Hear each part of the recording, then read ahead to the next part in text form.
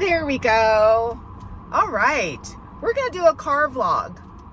I attempted to do this outside, it didn't work. So this is how to lose weight and keep it off part 2. All right, we are road tripping today and I don't want my phone to overheat, right? So here we are. All right, thank you for tuning in.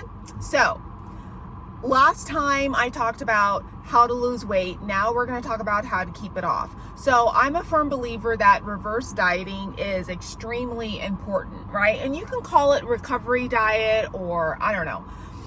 But most of the time when you're done cutting, especially if your goal was to get very lean, you don't want to stay where you left off. So I ended my cut at anywhere between 1,200 and 1,300 calories. Okay. My protein was around 135, 140. I'm always usually higher protein, but I was doing 60 minutes of cardio, 6 days a week. Who's going to live like that? Right?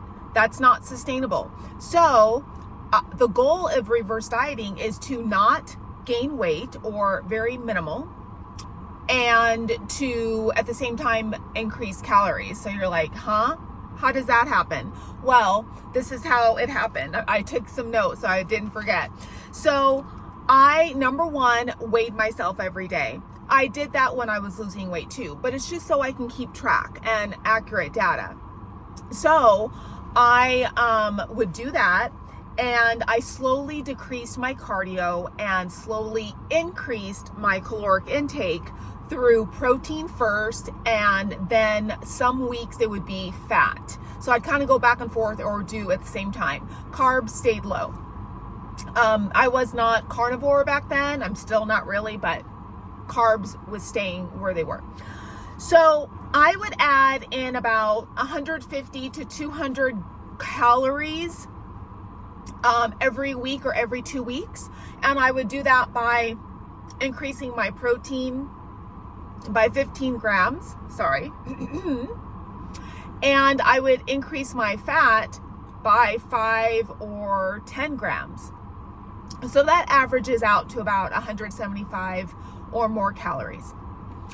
And so I would do that every week, increase calories, drop cardio, until I started gaining weight. If I saw a jump in the scale, I was like, hold up, let's stop. And I would just stay wherever I was at that time in the reverse diet until my body got used to it. Okay. And so then after a couple weeks, I would test it out. I would increase my caloric intake through fat and protein and decrease my cardio. And when I decrease cardio, it'd be like by 10 minutes, right? If I was not gaining weight after doing that, then I would continue. So that only happened a few times, kind of like when you're losing weight and you hit a stall, then you have to increase cardio, decrease calories, to lose again. Well, it's the same thing when you're reverse dieting. Like if you hit a stall, or even if you start gaining weight, you're like, uh-oh, let me slow down. Let me, figure out what's going on here. So I would stop manipulating everything and just stay where I was at so my body could get regulated. And then I would again, in the reverse diet, start increasing calories again and decreasing cardio. And honestly, after a couple of weeks, I wouldn't have to worry about it. So that's what I would do. Honestly, it's as simple as that. Now, how long did it take? It took me about 4 or 5 months doing this meticulously, right? So I ended my reverse diet at around 1,800 calories and almost like zero cardio, literally. So I was able to maintain my weight loss by increasing my calories 500-600 calories.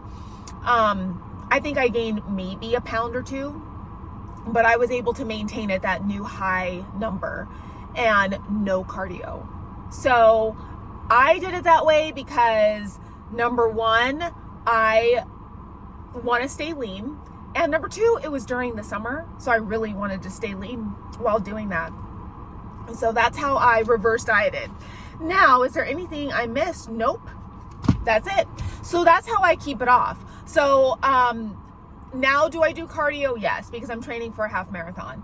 And I still prioritize protein, and I'm still eating around 1900 calories. However, because I started to cut, which I stopped, I'll have to talk about that later. And I'll have to talk about why later. So tune in later for that. I've been maintaining around that calories, calorie intake now, mostly eating protein and fat. So yeah, there you go. That's how I maintain my weight to this day, right? Weight train, cardio right now only for performance, and high protein, moderate fat, low carb, right? And there you go. So I will talk about why I had to pause my cut most recently and what my plans are next. Okay. All right. Bye-bye.